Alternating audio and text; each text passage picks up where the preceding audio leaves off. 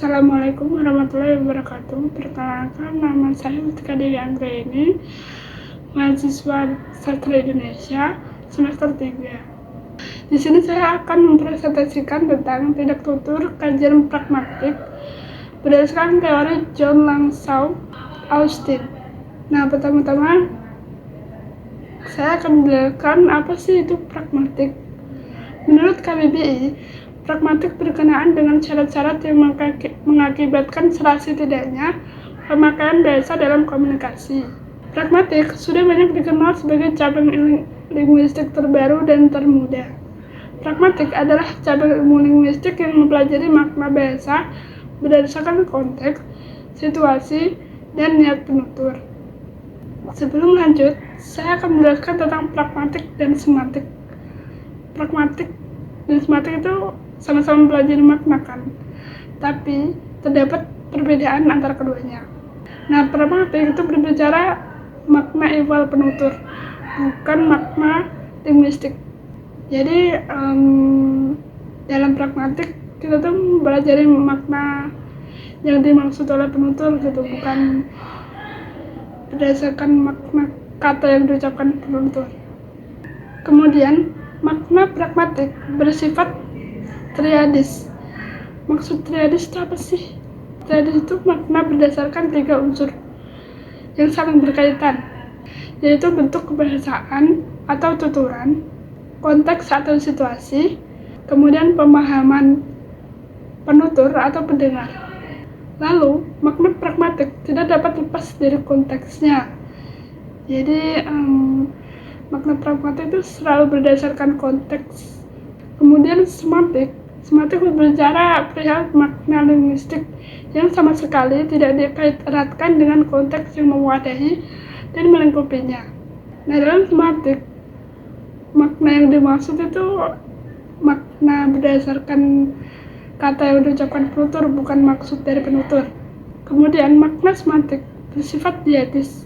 Maksudnya adalah makna terbentuk dari hubungan 2 unsur, yaitu penanda dan petanda. Nah, bedanya pragmatik yang bersifat triadis dan semantik yang bersifat dietis itu contohnya adalah misalkan dalam situasi kelas yang ramai gitu misalnya.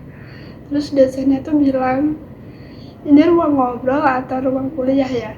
Nah, dalam semantik itu kayak ya cuman pertanyaan dan jenis ruangan, ini tuh ruangan ngobrol atau ruangan kuliah, dan cuman fokus ke kata itu, gak ada maksud lainnya. Sedangkan berdasarkan pragmatik itu bisa kayak teguran atau sindiran buat mahasiswa biar mereka tuh diem gitu. Nah, makna ini tuh gak ada kalau tidak ada siapa yang berbicara, kepada siapa, dan konteksnya. Kemudian kita bahas dimensi utama pragmatik.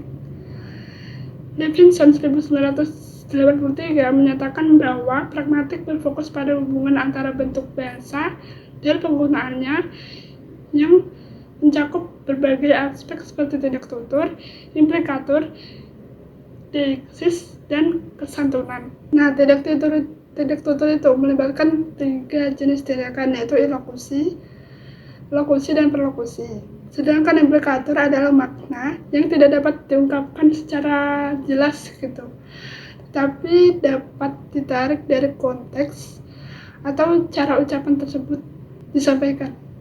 Kemudian deiksis itu adalah penggunaan kata atau ekspresi yang maknanya bergantung pada konteks komunikasi, seperti kata ganti, waktu, dan tempat. Yang terakhir itu ada kesantunan. Nah, menurut teori Brown dan Levinson, kesantunan itu berkaitan dengan bagaimana seseorang menjaga hubungan sosial dan menghindari konflik dalam komunikasi. Di sini saya hanya berfokus pada tindak tutur berdasarkan teori Austin. Sebelum kita membahas apa itu tindak tutur, kita memperkenalkan dulu siapa itu Austin. Austin atau John Langsau Austin lahir pada 26 Maret 1911 di Lancaster, Inggris. Dia dilatih sebagai klasikis di Balliol College, Oxford. Dia pertama kali masuk ke filsafat dengan mempelajari Aristoteles, yang mempengaruhi metode filosofisnya sendiri. Dia juga mengerjakan filsafat Leibniz dan menerjemahkan Grundlagen karya Frege. Augustine menghabiskan seluruh kehidupan akademisnya di Oxford, di mana dia menjadi profesor filsafat moral White dari tahun 1952 sampai kematiannya pada tahun 1960. Nah, salah satu teori dari Augustine itu gimana sih?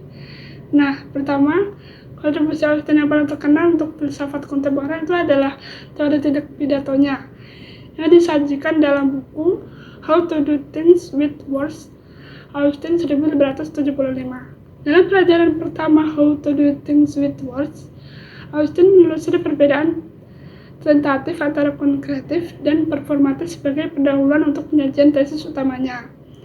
Jadi sebelum lanjut ke tesis utamanya, dia menganalisis perbedaan antara konkretif dan performatif dulu. Tujuan untuk menganalisis lagi itu apa sih? Nah, tujuan Augustine itu untuk menunjukkan bahwa perbedaan tersebut tidak memadai, konkretif atau konservatif, bertujuan untuk menggambarkan keadaan yang dapat dinilai benar atau salah. Sedangkan performatif melakukan daripada melaporkan sesuatu. Mereka melakukan tindakan yang diatur oleh norma dan institusi atau konvensi sosial dan tampaknya tidak dapat dinilai benar atau salah. Jadi berdasarkan analisis Augustine tadi, dalam konkretif itu terdapat performatif gitu, dan sebaliknya performatif terdapat konkretif juga gitu. Jadi cara ini tidak memadai.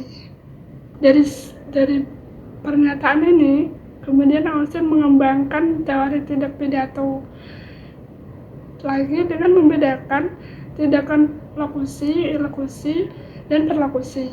Menurut Wibisono, Augustine mengatakan bahwa tindak lokusi sebagai salah satu jenis tindak bahasa yang tidak disertai tanggung jawab bagi penuturnya untuk melakukan isi tuturannya. Lebih umum sifatnya jika dibandingkan dengan jenis tindak bahasa yang lain. Jadi lokusi itu kayak tindak tutur yang menyatakan sesuatu. Kemudian yang kedua ada ilokusi. Ilokusi dalam hubungannya dengan tindak bahasa ilokusi ini, Augustine mengatakan bahwa tindak ilokusi adalah aktivitas bertutur kalimat yang disertai tanggung jawab bagi si penuturnya untuk melakukan suatu tindakan tersebut. Ditinjau dari bentuknya, daya ilokusi itu ada dua. Yang pertama, daya ilokusi langsung dan daya ilokusi tidak langsung. Daya ilokusi langsung adalah daya ilokusi yang disampaikan penutur secara langsung tanpa dialog. Sedangkan daya ilokusi tidak langsung itu disampaikan melalui dialog, bukan secara langsung. Ilokusi itu yang melakukan suatu tindakan seperti mengungkapkan perasaan atau kepercayaan diri berdasarkan konteks tertentu. Yang ketiga adalah tindak perlokusi. Tindak perlokusi adalah tindak tutur untuk mengaruhi atau untuk mendapatkan efek bagi yang mendengarkan.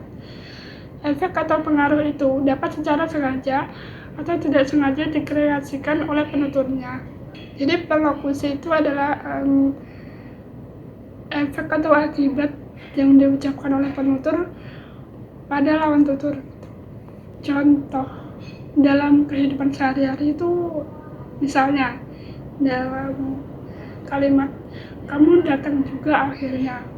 Nah, dalam lokusi itu pernyataan bahwa seseorang itu telah datang.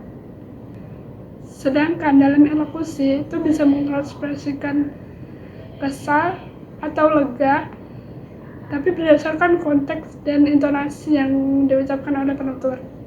Lalu perlokusinya adalah lawan tutur itu bisa merasa bersalah, tersinggung, atau merasa dimaafkan gitu. Cara membedakan lokusi, ilokusi, dan perlokusi itu bisa berdasarkan pertanyaan. Kalau lokusi itu kayak kalimat apa yang diucapkan. Yang kedua, ilokusi itu kayak kita mau ngapain dengan ucapan itu. Sedangkan perlokusi itu kayak dampak apa yang terjadi kepada lawan tutur. Kesimpulan dari presentasi ini adalah tidak tutur merupakan salah satu dimensi utama pragmatik. Tidak tutur pertama kali diberitakan oleh Augustine, di mana awalnya dia menganalisis bahwa konten kreatif dapat menjadi performatif dan sebaliknya.